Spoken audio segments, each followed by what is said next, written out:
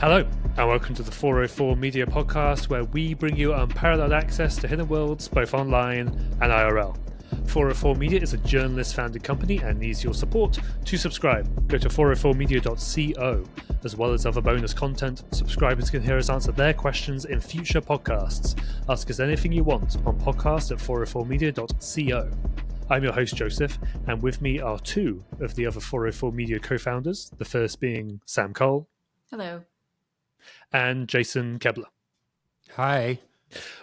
I feel like I've come into this episode with a lot more energy because we've moved the recording time and I just downed my second coffee. So this is now the energy of the podcast going forth. I was gonna say you sounded a little peppier, a little more pep in the step. We were recording it when I think I was coming down from the first coffee, and now we've moved it into later in the day. And like I am ready to go. We're going to do this every single week. It's going to be amazing. I feel like I'm like post lunch, like sleepy. Like I need to right. I don't know, chug another Celsius maybe. Exactly. Do that for next week for sure. Yeah. All right. We just published this literally minutes ago by Jason. I'm still socialing it. It's like you're like tweeting it hot off the presses, like literally, it's still flaming. I mean, I was making the podcast prep doc as we do every week, and I'm like, let's do these stories. And Jason's like, wait, no, throw that out the window. I'm literally publishing this right now. And so, I mean, it's got good audio, so we have to put it on the podcast. Well, while Jason finishes socializing it, putting it on Mastodon or whatever, or Blue Sky or Twitter. It's Mastodon, yeah. There you go. Okay. The headline is Deepfaked celebrity ads promoting Medicare scams run rampant on YouTube. I'm sure we've all seen scammy ads on YouTube in general, but this is something else, right? So, Jason, what are these ads? Yeah, I mean, do you have it queued? Maybe the best way to do it is to play it, because I feel like the story is in the ad almost. Yes, okay. Let me play this. It'll be about 40 seconds or so. Sorry if it's loud. We'll figure that out later. All right, here we go.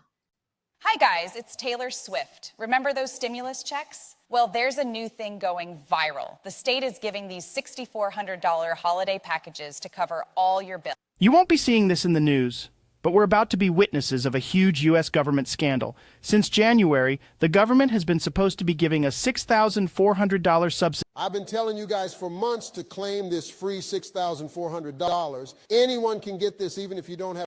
Yay! I'm living my life! Are you crazy? You're about to throw away $6,400. They're trying to downplay it as a mistake, but I'm not falling for it. The government just got caught red-handed hiding a $6,400 subsidy from each and every American. Let's break it. All right, we're not going to play guess which deepfake celebrity that was. We haven't prepared for that, but I'm sure you could tell that the first one was Taylor Swift, then there was a Joe Rogan one, and then a few other celebs in there as well. Obviously, if you're only listening to this and not watching the YouTube version, you wouldn't see it. But there was a lot of visuals to go with that. There was, footage of Taylor Swift, footage of Rogan as well. And I got to say, that's pretty convincing. At least the Rogan one is. Are you going to apply for a $6,400 grant from the U.S. government? I don't know if it's that convincing. Yeah. Dr. Phil told me to do it, so I'm going to do it. There you go. He's a doctor. So yes, we've all heard them, but what are these ads exactly? Right. What's going on here? So Joe Rogan, Taylor Swift, Steve Harvey, Ice Cube, Andrew Tate, Oprah, The Rock, Will Smith. It's like a bunch of people. And there's essentially this scam called like a Medicare rebate and or like grant scam. And I couldn't even tell you what the underlying truth is. It's just like there's these Medicare scams that have gotten to the point where the U.S. Department of Health and Human Services has warned about these ads like multiple times. And they essentially say, well, scammers steal money from the public through fake HHS websites and social media schemes by offering fake HHS grants. So essentially, like you click through on the ad and it takes you to one of like 40 different URLs where it sort of asks you to input your personal information, and then either your identity is stolen or it just like straight up robs you because it charges you some sort of fee. So it sounds like that those sorts of scams have been going on for a long, long time, as you say, and the government's been warning about them, and now deepfakes are involved. Yeah, and so that's what I wanted to get into, which is like, this is not brand new. We got a tip over the holidays from a college student, and I will get into that in a minute, but basically saying like, hey, I got these, and I followed this to the bottom of the rabbit hole and create a spreadsheet of all of the different fake ads that I found.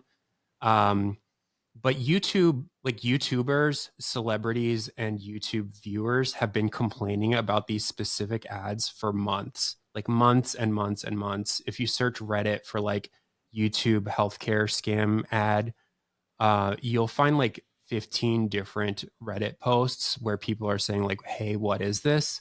And it's not like one person posts this and then no one has any idea what they're talking about. It's like there's hundreds of comments on each of these saying like, hey, I get these ads all the time. If you search on YouTube for like YouTube scam Medicare ads, there's like hundreds of videos of YouTubers making ads trying to explain what these are. And then in like the Reddit post, there's a lot of people saying that they've been complaining to YouTube about it. And then beyond that, some of the celebrities who have been impersonated have said, hey, like, I'm going to sue over this. Like, this is not me. Right. My likeness is being stolen for the purpose of these ads. So like, this should not be news to YouTube. Like, YouTube probably should have known about these ads anyway. But I think there have been a couple articles about this sort of scam and this sort of ad over the course of the last year. Like, here and there's been bits of reporting. What is new and different here is both the brazenness of the celebrity deepfakes and the celebrity voice cloning, as well as the scale of it. And so over the holidays, like I said, we got an email from this college student who I really would have loved to have included in the article, but they said that they were applying for jobs and didn't want their name to be Googleable. Fair enough. But they like sent me a spreadsheet, Google Doc, and some other stuff with their research. And it was like 25 videos of celebrities, like at least 25 videos of celebrities. And then sort of using like Google's Ad Transparency Center, which is the ability to go and look up like who's running these ads, what other ads are they running, so on and so forth. They found 1,600 ads on YouTube for this same scam. That's crazy. And then they made a spreadsheet of how many views there were, and there's been over 195 million views of these ads. So just to get more specific on that, you say 195 million of views on the ads. In the story, there's a few links of, here's a Steve Harvey video with 18 million. Here's one with 5.5 million of the same person. Then The Rock and Oprah with 4.6 million views.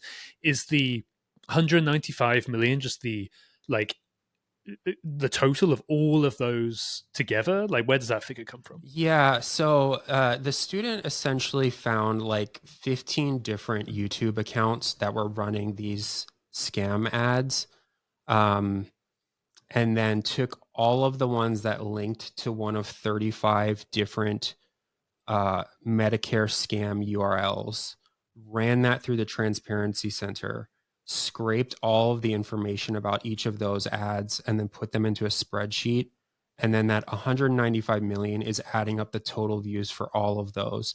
And so, to be clear, not all of them are celebrity scams. It's like there's a lot of like quote unquote normal people who are also saying like, hey, I got, this money from the government. So I would say it's not even quite half and half. Like, there's a variety of different ads, and I would say probably about a third of them are celebrity AI fakes, although those disproportionately seem to have the most views. It's like most of the really high view count ones are celebrity deepfakes, and then there's just like hundreds and hundreds of other ads. Some of them have like 100 views, some of them have like 5,000 views, and then there's a ton of them that have like hundreds of thousands or low million views. I was able to find about 40 different ads that had over 1 million views. And I think just to add insult to injury, it's like while I was researching this, like when you click the ad, it is itself a YouTube video. It's like a link to a YouTube video. That's how the ads work, right? Yeah. Yeah. And a lot of those ads themselves had ads on them. And so it's like I had to watch an ad for something else before I saw the scam ad. And it's like, to be very clear, it like is a scam. There's no, right. Like the US government says it's a scam. And, you know, we got this list of all these videos back over the holidays. Most of these videos have been up for months and months and months. And I kind of just have been busy, so I haven't gotten around to the story until now. None of them have been deleted from what I can tell. It's like, it's possible that, you know, one or two around the edges have been deleted, but I clicked through, I don't know, like 100 different videos in the last hour of videos that have been up for a long time. I clicked through to all of these different ad providers in Google's ad transparency center. It's like none of them have had any sort of sanction against them, that none of the videos have been taken down. Like YouTube is seemingly not really doing anything to protect its users here. And you mentioned YouTube there. I mean, do we have any idea of what YouTube or Google say in response to this, or what their policy is around this, or anything like that? Yeah, so I do want to talk about this, because normally when we do a story like this, like we go to the company for comment pretty early in the process and give them quite a lot of time to respond and like show them the videos and this sort of thing. In this case, I didn't go to Google until very shortly before we published, and that was a deliberate decision. And I told them that in the email. I was like, look, here are 10 different Reddit posts that have hundreds of commenters saying that they've been reporting these ads to you. Here is Mr. Beast, who is the most popular YouTuber, I believe, or at least one of the most famous YouTubers. He's been impersonated, and he tweeted about this problem, and that video has 33 million views. Like the Mr. Beast tweet about how this is a problem has tons of views. It's like there's tons of YouTube videos about how this is a problem, so on and so forth. And I think part of the story is the fact that YouTube has not been able to detect and remove this on its own. And so I wanted people to be able to see the extent to which this is a problem. And so I sent them the spreadsheet of all of the videos, but I didn't want it to be a situation where we got comment, they deleted the problem off of the face of the internet, and then no one could see that it was an issue. It's right. Like this, people have known that this is an issue for literally months and have been screaming from the rooftops about it. And there's seemingly been no real action taken. And so I will update when I hear back from YouTube. But I think in this case, it made more sense to be like, this is a well-known problem and they're not doing anything about it. Yeah, we sort of have similar approaches come up, right, when we do content moderation stories, where before it would be, you know, very, very normal. You get comment, blah, blah, blah. And we will, of course, always give a company an opportunity to comment. But it sort of morphed into journalists becoming like de facto content moderators for some of the biggest platforms in the world, to the point where when we got leaked internal Facebook documents, there was a dedicated channel for escalating moderation issues flagged by journalists, which is crazy, right? So I totally understand your decision to, well, of course, we're still going to give them an opportunity to respond, but readers deserve to see how widespread this is and see the ads for themselves so they can understand just how crazy some of them are. So I guess we'll wait to see what YouTube says.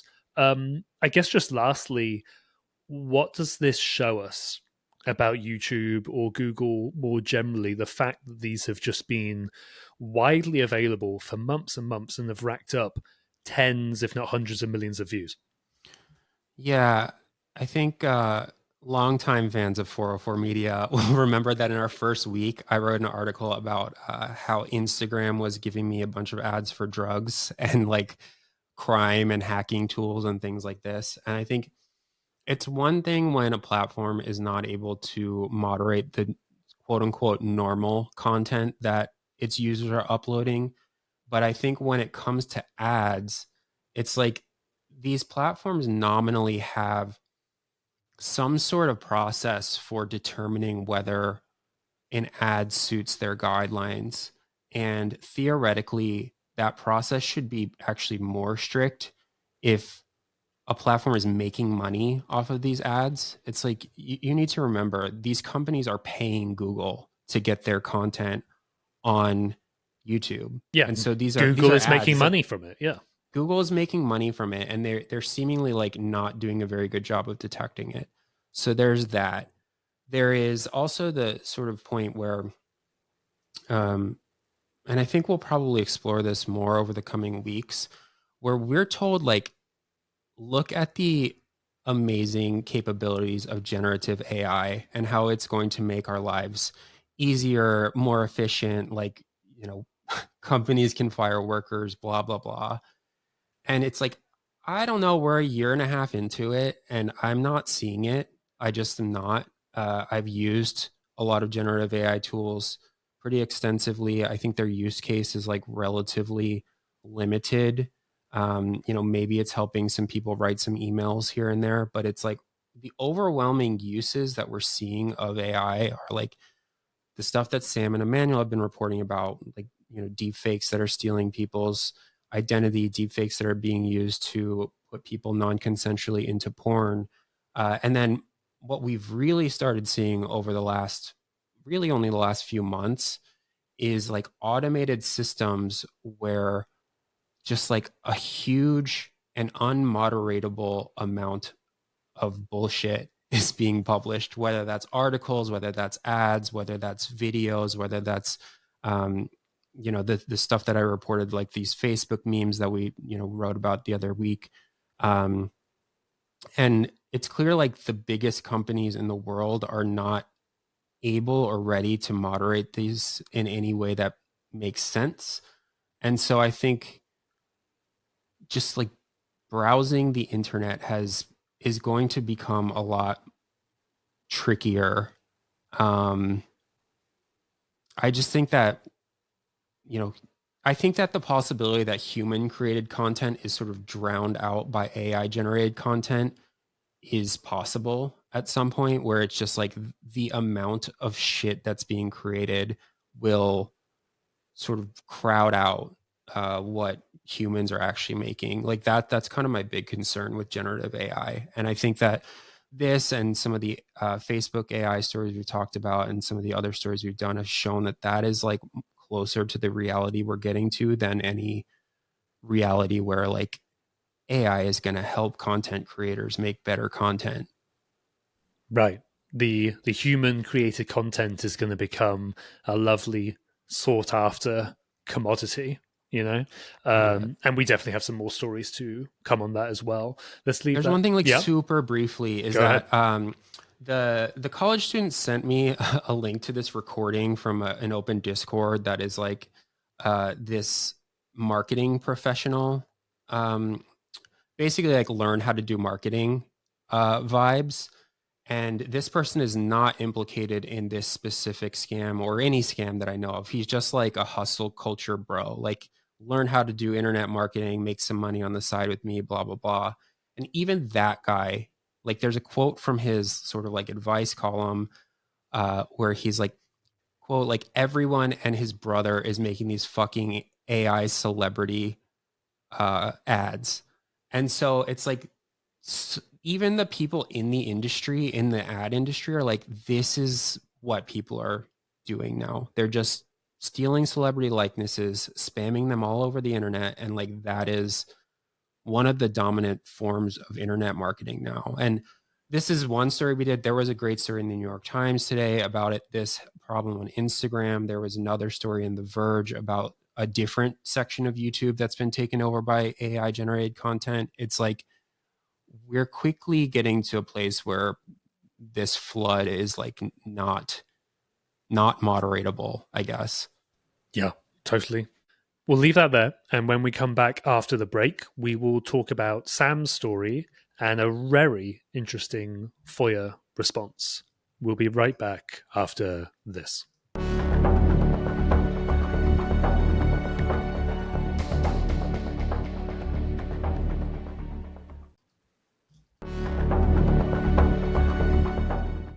And we're back. This one from Sam. Texas Health Department claims it has nothing to do with warnings on porn from Texas Health Department. Obviously, a very, very good headline there. First off, before we get into the FOIA, what are these warnings exactly, Sam? I think previous listeners may remember when we've alluded to them, but now this is more specifically about these warnings from particular states. So what's going on here? Yeah, so I think we talked recently about how all these age verification laws are passing across the country when it comes to porn sites or like anything with material that could be harmful to minors, is how the laws state it. So in Texas, they do it a little differently. Their law includes a requirement for porn sites to include this big, like minimum 14-point font warning from the Texas Health and Human Services. And the warning is supposed to say, it makes a bunch of claims. I can just kind of read the warning out, but part of it is that, it says Texas Health and Human Services warning, pornography is potentially biologically addictive, is proven to harm human brain development, desensitizes brain reward circuits, increases conditioned responses, and weakens brain function. And then it goes on to talk about low self-esteem, body image, eating disorders, impaired brain development, mental illness, child exploitation, child pornography, increasing the demand for prostitution. It's just a long list of claims that just aren't at all backed up by science, but they all include that big label that says this is from the Texas Health and Human Services. That's in the law that has to be on these sites now. Yeah, so as you say, by law, whenever somebody from Texas goes to a porn site, they're going to see that massive disclaimer, which has no scientific basis. So after that news develops and, this pop-up starts appearing, what do you do? You file a Freedom of Information Act request, right?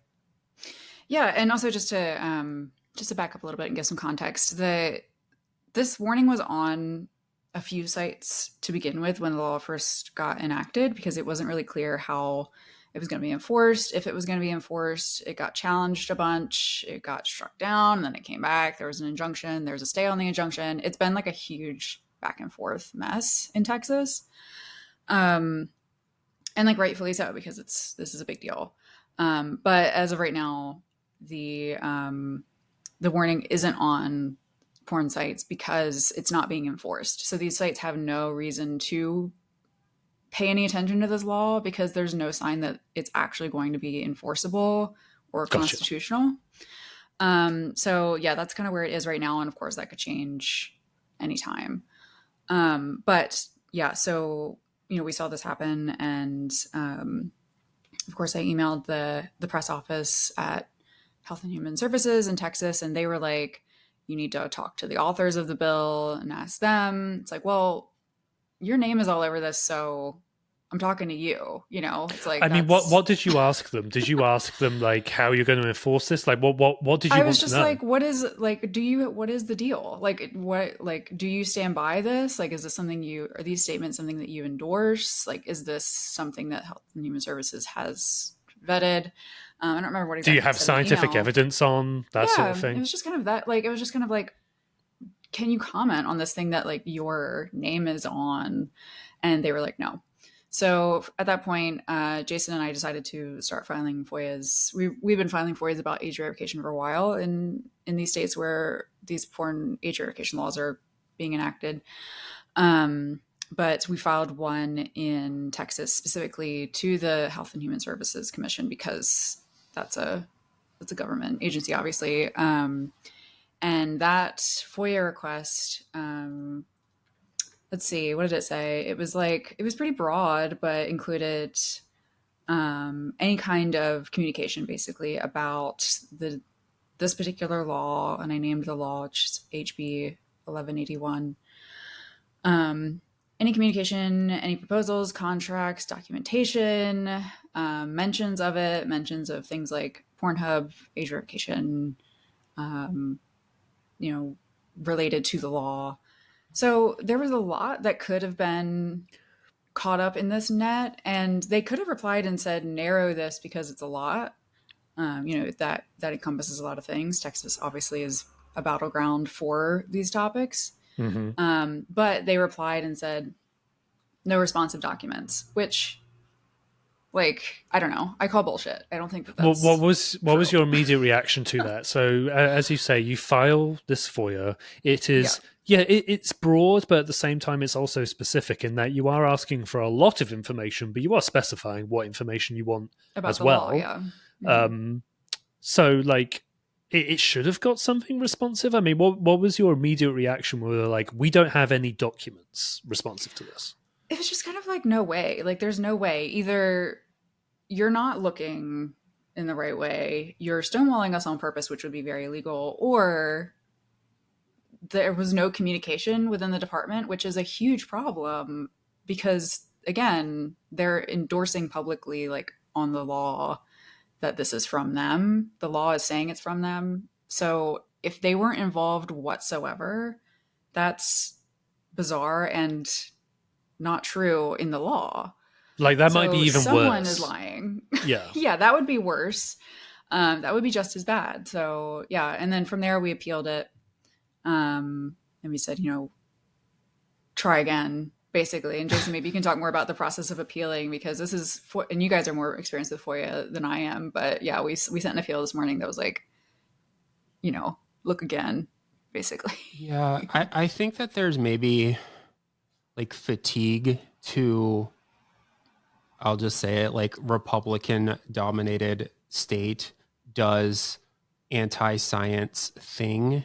Yeah. And like in bad faith, essentially, where it's just like, this is possibly not the biggest story that's happening right now, but I think it's extremely outrageous. It's like an outrageous story because, as Sam mentioned, it's like the text of the law states that this absurd anti-science message is coming from the Texas Department of Health and Human Services.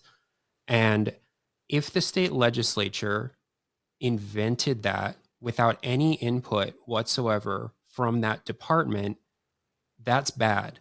Like, that's a lie. It's not a message from them. That's a lie. That's a public lie that they're making. Like, if that's the case, if it's the case that the Texas Department of Health and Human Services did have some input into it, and that department is saying they have no responsive documents whatsoever, like nothing at all, then that defies belief, or they are lying. So they were either like fully divorced from this process, and so the public message is a lie, or they were involved in the process and they're lying to us and breaking the law in their response to our FOIA.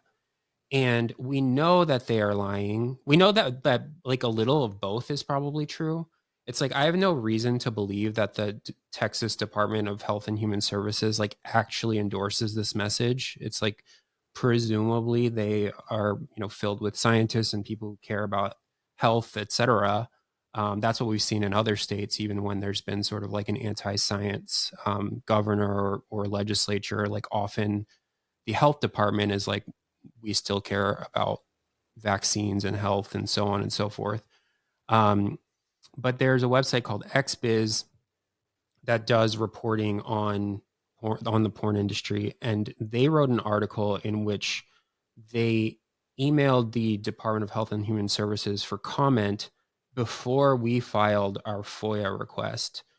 And theoretically, not even theoretically, it's like that email itself should have been a responsive document to our request. Right. So that's an example of a document that we know, like it wouldn't shed much light. Like, that wouldn't be that interesting of a document to get back.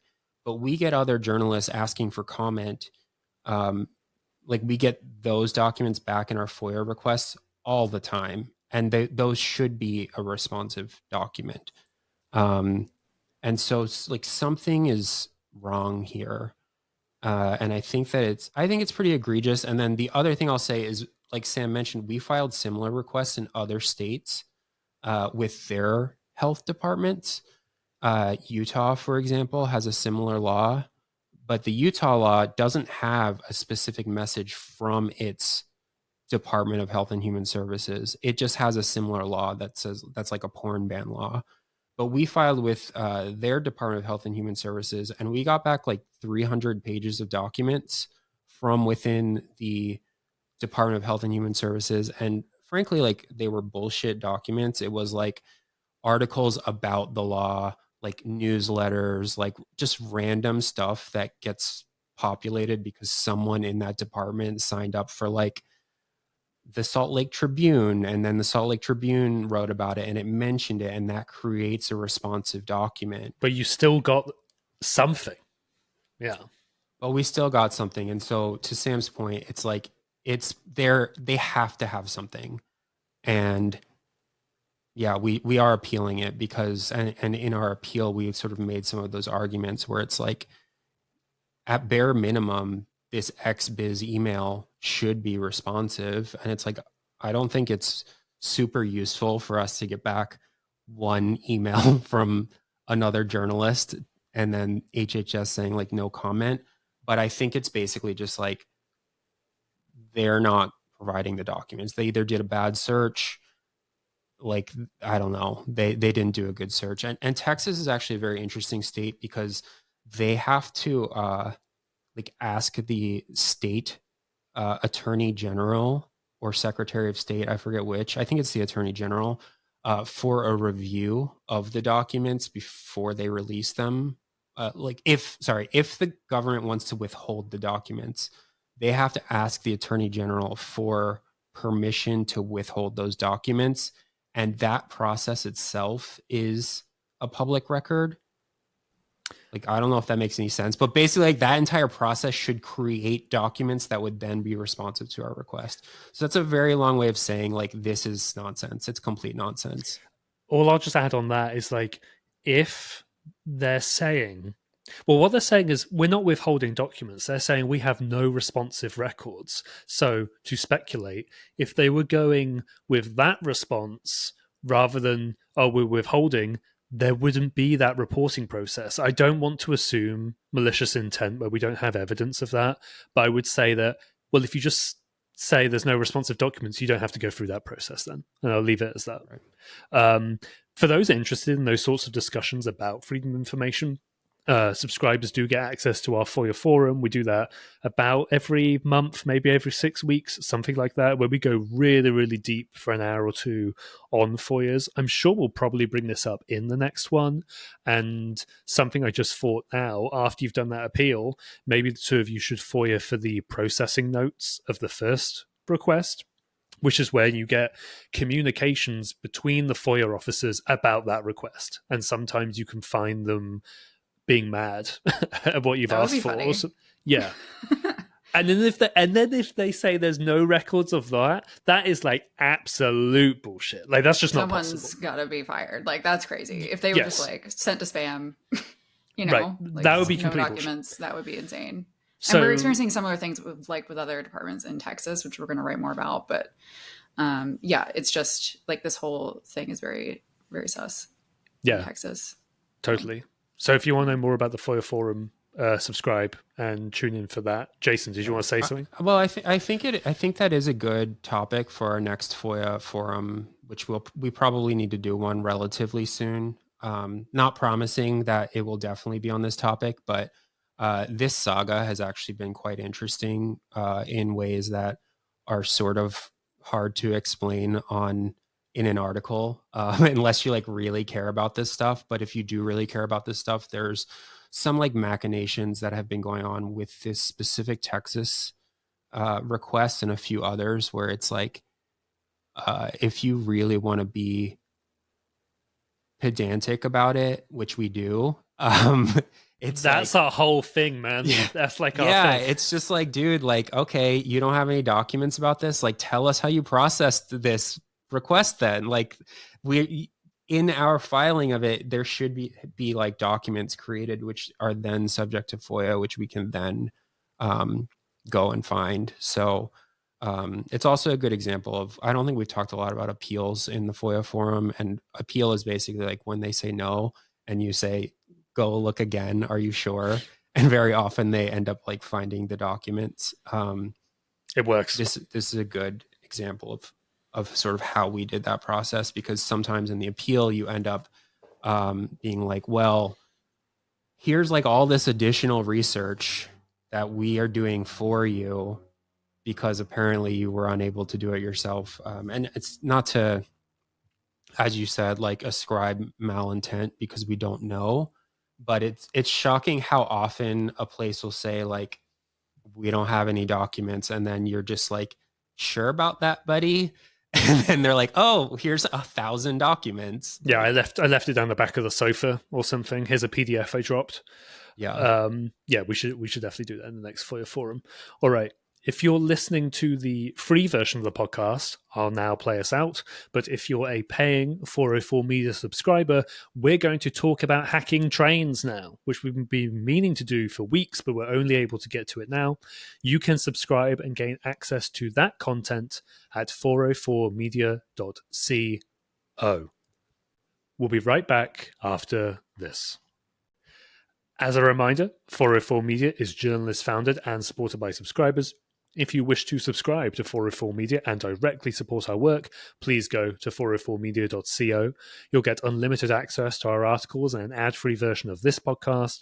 You'll also get to listen to the subscribers only section, where we talk about a bonus story each week. Another way to support us is by leaving a 5-star rating and review for the podcast.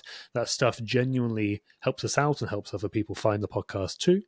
This has been 404 Media. We will see you again next week.